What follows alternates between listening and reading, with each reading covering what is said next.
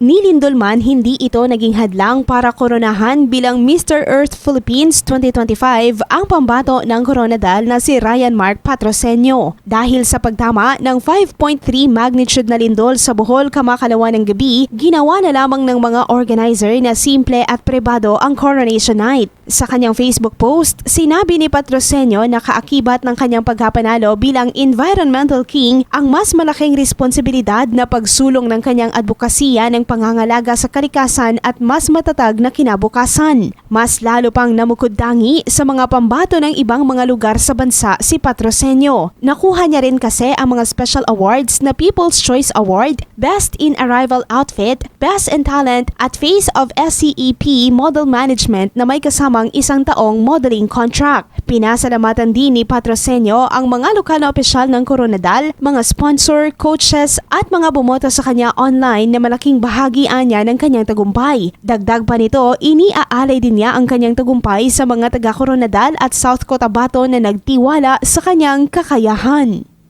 Grace Torreta, NDBC, Bida Balita.